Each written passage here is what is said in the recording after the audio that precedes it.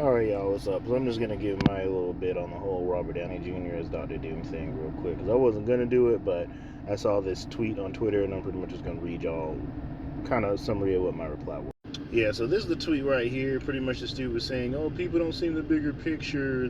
What's going to happen is he's going to become Dr. Doom instead of Iron Man, and Peter will be conflicted, and the Avengers will be conflicted. It's going to work out great, blah, blah, blah, blah, blah, blah, blah. So the thing about that is, and of course, given we don't know what the Fantastic Four film or anything is going to be like, but it's, first of all, the problem is his main conflict being with the Avengers and Spider-Man, not the Fantastic Four, who are like his main enemy. He's got the biggest hater energy for them. Like, this dude's always gunning for them. Like, those are his main enemies. We want the main conflict to be with them, you know, and especially if they end up doing Secret Wars, you know, Reed is the one that eventually defeats him when he becomes God Emperor Doom or whatever. But anyway, first reason I don't want the Avengers conflict is because, first of all, you're going to have Captain America, who doesn't really know Tony like that. Well, they weren't really close like that. You're going to have Thor, Hulk, and Hawkeye. If Clint Barton Hawkeye comes back, I didn't watch a Hawkeye series, so I don't know if they pass the torch or if he's coming back or not. So, Captain America's barely going to know him. Thor, you got Hulk, and then Hawkeye. So there's only 3 Avengers who really knew Tony like that for real. And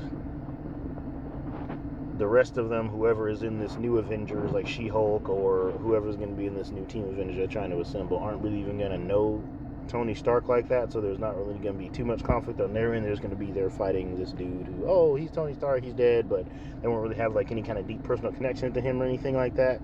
So kind of pointless, but I mean, you know, it's an Avengers movie. They're the Avengers. He's a big villain. And 2, and this is one of the main reasons, I don't want to see Tom Holland Spider-Man regress into a child when he sees another Tony Stark variant. Like, this dude took 2.5 movies to finally grow up and start acting like an adult. And I get that, oh yeah, that's supposed to be his arc, he's supposed to be a stupid, annoying kid or whatever, but Ultimate Spider-Man, the first Ultimate Spider-Man run, was a teenager in high school the whole time up until he died. Like, come on, man. He didn't even make all these stupid decisions the whole series. And it's like, Tom Holland Spider-Man didn't even grow up and actually become mature till Aunt May died. And I really don't want him seeing a Tony Stark variant, because he might try to go save him or beg him, be like, oh, Mr. Stark, da-da-da-da, and he's like, I'm not Mr. Stark, I'm da-da-da, Dr. Doom, whatever.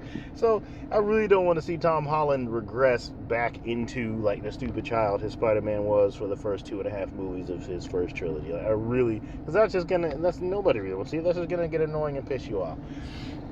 And another thing about it is, like, is this going to be Victor Von Doom or just going to be a Tony Stark variant who becomes Dr. Doom? Because if we get a Tony Stark variant who just, I guess, maybe is corrupt and becomes Dr. Doom, or like during the film becomes more corrupt and becomes a villain, that's going to undercut all of his actual lore and backstory. Like, this dude might not even be a sorcerer. He might not have the whole go get your mom. He might not have been poor. Like, it's just, if he's just a Tony Stark variant who becomes evil, then, like, that's not even really Dr. Doom. That's undercutting the character, disrespecting all of his lore, his history, and everything. And it's just going to be so lame.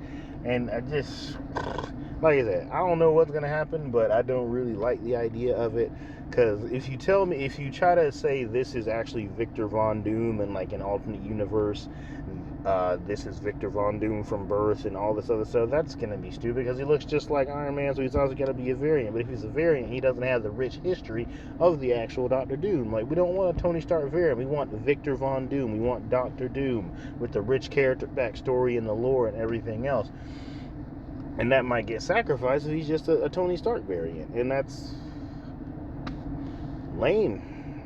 That's just lame, and that's not doing the character justice, and it just sounds awful. And of course I'm gonna go to the theater and see it because I'm a comic book fan, and I'm gonna see it and critique it and see what it do. But it just seems like a bad idea. You should have gotten an actor who hasn't been in the MCU yet, cast him as Victor Von Doom, built him up, and just and I know you got these things with like anchor points from Deadpool 3, but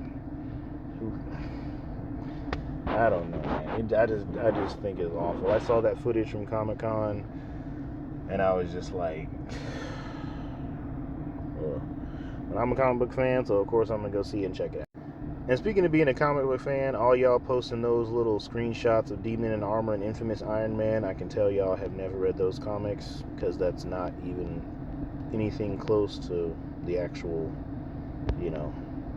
story that they're trying to portray here, most likely, and you clearly do not know what those comics are about, or how they come about, or how they end.